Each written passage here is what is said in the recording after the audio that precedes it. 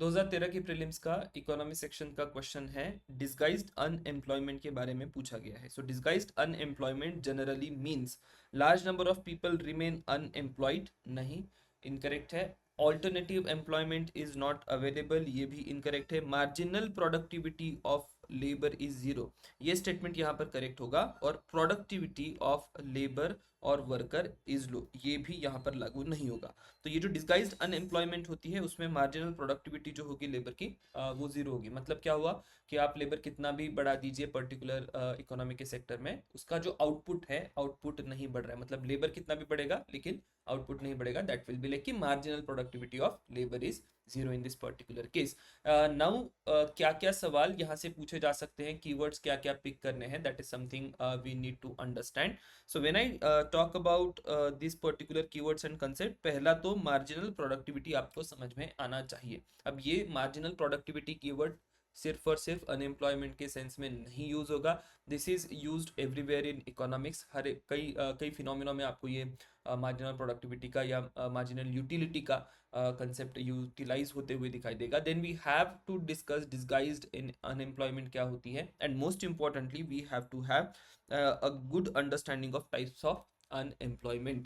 When I talk about marginal productivity of labor, so it refers to the additional output which is generated by employing one or more unit of the labor। मतलब आप labour बढ़ा रहे हैं तो उसके हिसाब से आपका आउटपुट भी जनरेट होना चाहिए, तो हम लोग नॉर्मली एक्सपेक्ट करते हैं। लेकिन आप लेबर बढ़ाते जा रहे हैं लेकिन आपका आउटपुट जनरेट नहीं हो रहा है, दैट विल बी लाइक कि वहां पर मार्जिनल प्रोडक्टिविटी जो है लेबर की नहीं है। इस प्रकार से आप उसको कंसिडर कर सकते हैं। और जो डिस्गाइज्ड अनएम्प्लॉयमेंट होती है उसमें वही होता है कि आप लेबर कितना भी बढ़ा दीजिए। जैसे कि यहाँ पर एग्जाम्पल दिया है इंडिया के एग्रीकल्चर सेक्टर का। इंडिया के एग्रीकल्चर सेक्टर में एग्रीकल्चर लेबर आप कितना भी बढ़ाएंगे तो भी इंडिया का एग्रीकल्चर आउटपुट नहीं बढ़ेगा, क्योंकि उसके कुछ एक स्ट्रक्चरल इश्यूज है या उसमें उतनी कैपेसिटी नहीं है। और इसी कारण से हमें यह दिखाई देता है कि इंडिया के एग्रीकल्चर सेक्टर में बड़े पैमाने पर डिस्गाइज्ड अनएम्प्लॉयमेंट देखी जाती है। ठीक है, मैन्युफैक्चरिंग में भी ये कई बार होता है या सर्विस सेक्टर में भी हो सकता है, लेकिन इंडिया के कंटेक्स्ट में वी डू नॉट सी कि मैन्युफैक्चरिंग और सर्विस में ये प्रॉब्लम्स है। Majorly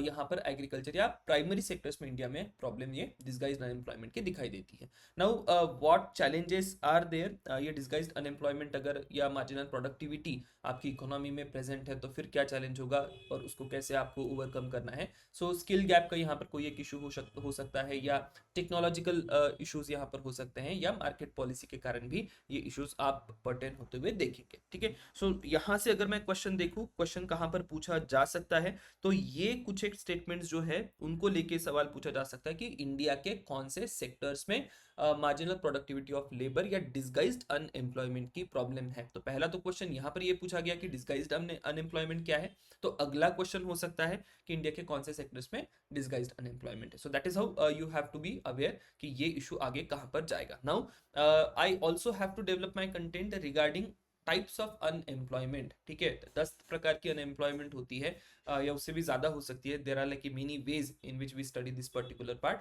so I have like put few things here, देख लीजिएगा रैपिडली, मैं गो थ्रू कर दूंगा एक बार। Disguised unemployment, we have already talked about this particular thing कि surplus labour without productivity contribution यहाँ पर होगा। मार्जिनल प्रोडक्टिविटी जो है लेबर की वो जीरो है, और and this is typically common in agriculture and informal sectors. बात करते हैं सीजनल अनएम्प्लॉयमेंट की, तो सीजन के साथ ये एम्प्लॉयमेंट यहाँ पर आपको लिंक होते हुए दिखाई देगी। एग्रीकल्चर के सेंस में अगर बात करें इंडिया में, जो भी हमारा खरीफ का सीजन होता है, खरीफ के सीजन में एम्प्लॉयमेंट रूरल एरियाज में अच्छी होती है।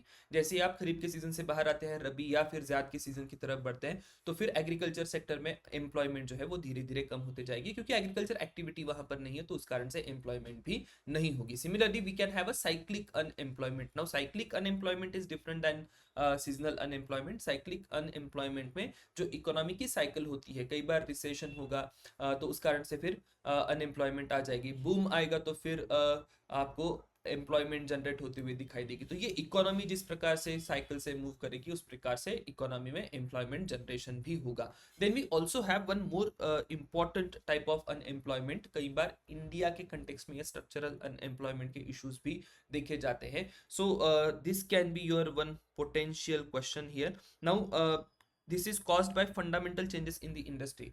तो इंडिया में रैपिड आपको चेंजेस होते हुए दिखाई देंगे, इंडस्ट्री वाइड चेंजेस कई सारे इलाकों में हो रहे हैं। तो फिर उस कारण से होता क्या है कि वर्कर के पास एक स्किल है लेकिन वो जॉब की रिक्वायरमेंट मार्केट में नहीं है। जैसे कि एआई के आने के कारण कई सारे आईटी सेक्टर के एम्प्लॉयज को ये हो सकता है कि उनकी जो स्किल्स है अभी रिक्वायर्ड नहीं हो, तो that will result in to a kind of structural unemployment. Right now this unemployment can be very long term, क्योंकि आपका जो एम्प्लॉय का ग्रुप है, एम्प्लॉय का सेट है पूरी इकोनॉमी में, अचानक से आप उसको रिस्किल नहीं कर सकते या एक दिन में रिस्किलिंग नहीं हो सकता। तो it will take its own time, उसकी अपनी एक जर्नी होगी और उस हिसाब से वो रिस्किलिंग होगा या उस हिसाब से फिर ये प्रॉब्लम्स सॉल्व होगी। बात करते हैं फ्रिक्शनल अनएम्प्लॉयमेंट की। मान लीजिए आप आपका जॉब छोड़ के दूसरा कोई एक जॉब ले रहे हैं, तो ट्रांजिशन के पीरियड में है, तो उस प्रकार की जो भी अनएम्प्लॉयमेंट होगी it is termed as frictional unemployment, generally temporary nature की होती है। और इट इज इम्पोर्टेंटली कि आपकी इकोनॉमी की हेल्थ की कंडीशन से बताता है। Why healthy? क्योंकि मान लीजिए आप जॉब छोड़ रहे हैं तो यू आर इनफ कॉन्फिडेंट कि आपको दूसरी जॉब भी मिल जाएगी, राइट? तो उस कारण से फिर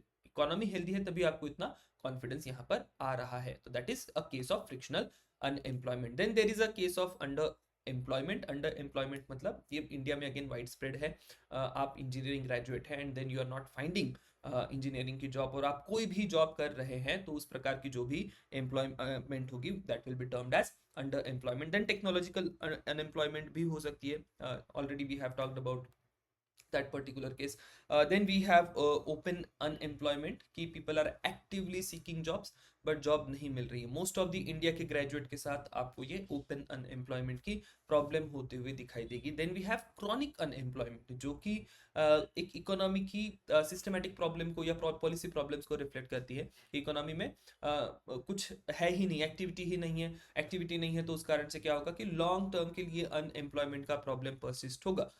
इसका एक एग्जांपल दिया जाए तो इंडिया का एक स्टेट आप यहाँ पर कोट कर सकते हैं, that is Jammu and Kashmir. Jammu and Kashmir में अगर आप जाइएगा या कश्मीर वैली में टिपिकली आप जाइएगा तो there is a problem of chronic unemployment. अब वो भी आप देख सकते हैं कि वहाँ की जो पॉलिटिकल या ओवरऑल सिचुएशन है उस कारण से वहाँ पर एक क्रॉनिक अनएम्प्लॉयमेंट की प्रॉब्लम होती है। So this is more a reflection on structural और पॉलिसी प्रॉब्लम्स, और उस कारण से फिर पॉवर्टी या स्टैग्नेशन की सिचुएशन भी यहाँ पर क्रिएट हो सकती है। अंडर डेवलप्ड रीजन्स में आपको ये प्रॉब्लम क्रिएट होते हुए दिखाई देगी। So this is all about types of unemployment. क्या क्या लाइन ऑफ क्वेश्चनिंग हो सकती है वो यहाँ पर ध्यान में रखिएगा।